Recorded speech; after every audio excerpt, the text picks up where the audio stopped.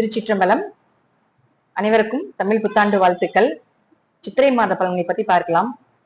இந்த மாதம் சூரியன் உச்சமா இருக்கார். சூரியன் உச்சமா இருந்தா அரசியல் தலைவர்களுக்கு எல்லாமே ஒரு நல்ல பீரியட் அப்படிங்கிறத நம்ம எடுத்துக்கணும். அதே போல இந்த மாதம் முழுவதும் சூரியன் இங்கதான் இருக்கார். சுக்கிர பகவான் பாத்துட்டீங்கன்னா 6ஆம் தேதி ரிஷப வீட்டுக்கு, தன்னுடைய சொந்த வீட்டுக்கு ஆட்சி பலம் பெற்று போக போகிறார், பலமா இருக்க போகிறார் அப்படிங்கிற அமைப்பு உண்டு.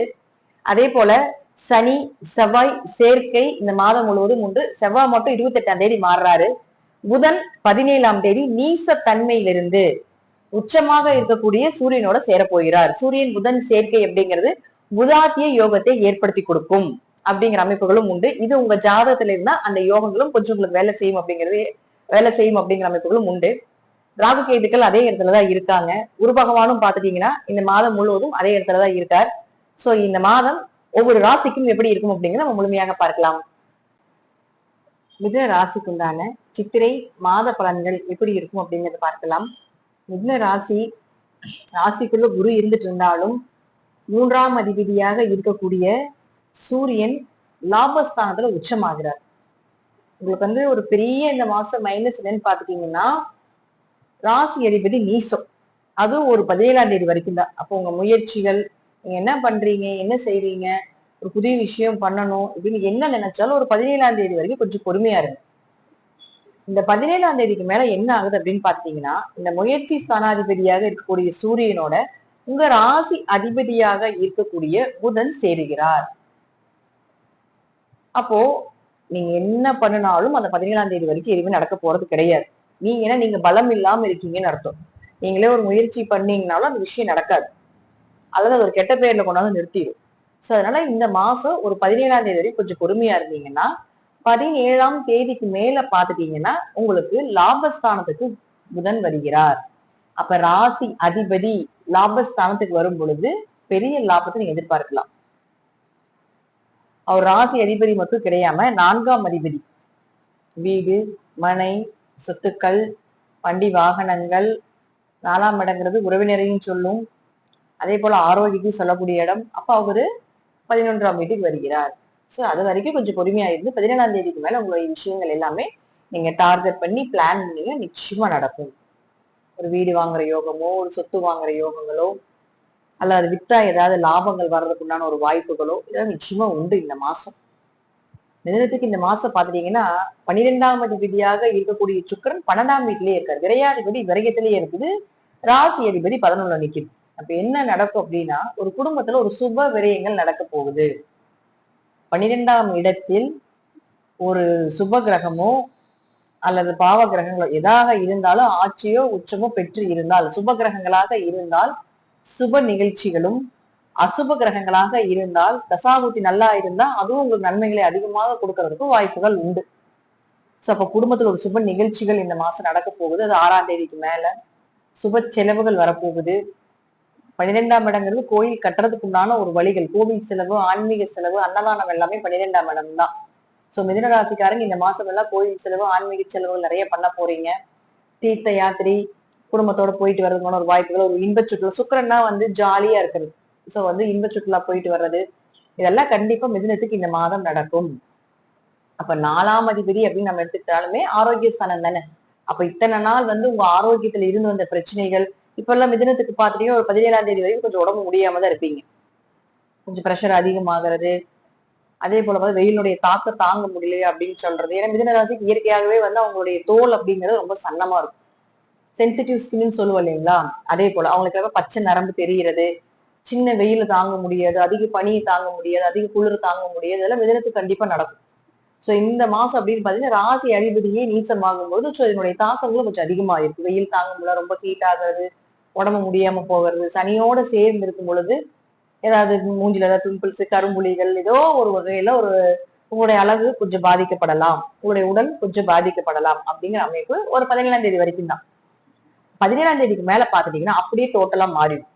சோ டோட்டலா அந்த நோய் உங்க உடம்புல என்னென்ன நோய் இருக்கு, நோய்க்கு மருந்து சாப்பிட்டு இருந்தாலும் கொஞ்சம் ஸ்டாப் பண்ண வேண்டியதா இருக்கலாம். சோ இது போல நன்மைகளும் நல்லா நிறைய இருக்கு 17ஆம் தேதிக்கு மேல. சோ உடம்பு ஆரோக்கியத்திலேயும் கொஞ்சம் ஒரு 17ஆம் தேதி கவனமா இருந்துக்கும் மிதுன ராசிக்காரர். 3ஆம் அதிபதி 11ஆம் வீட்டுல போய் உச்சமாகுது சூரியன். இந்த மாசம் நீங்க என்ன முடிவு பண்ணாலும் அது நடக்கும்.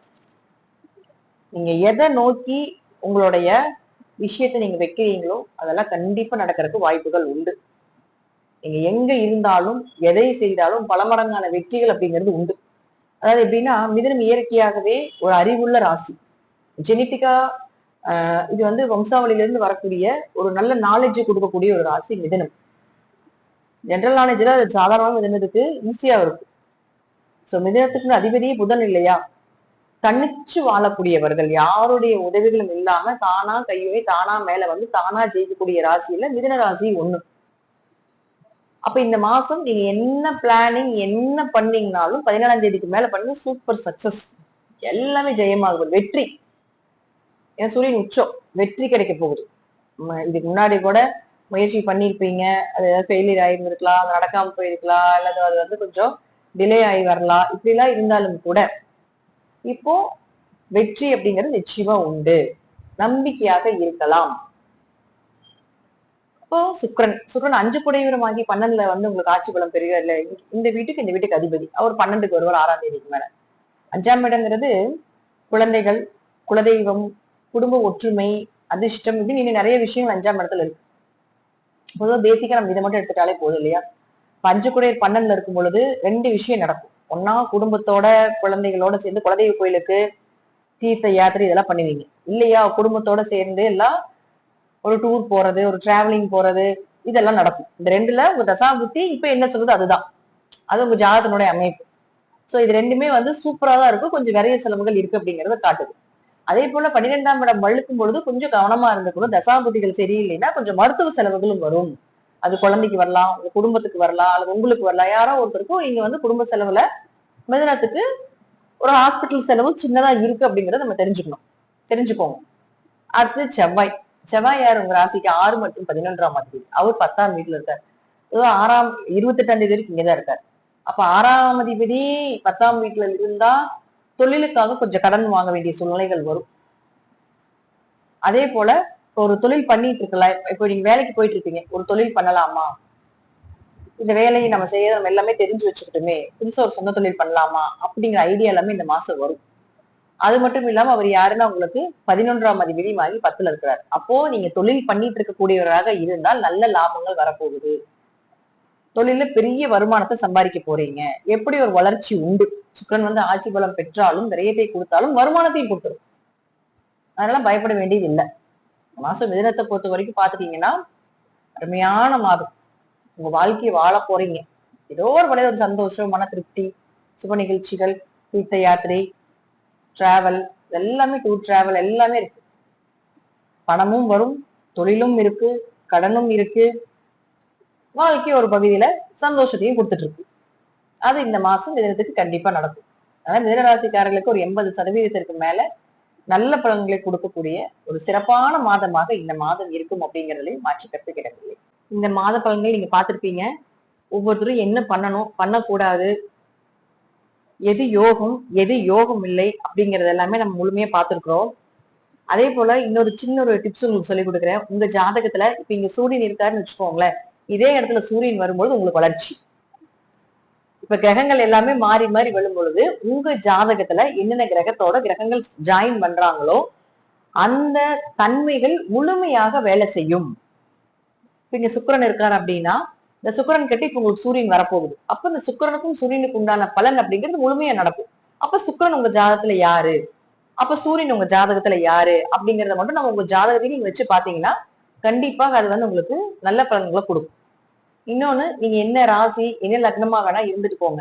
பட் வந்து இப்ப மேஷ ராசின்னு வச்சுக்கோங்களேன், மேஷ ராசிக்கு உண்டான பலனை பாருங்க.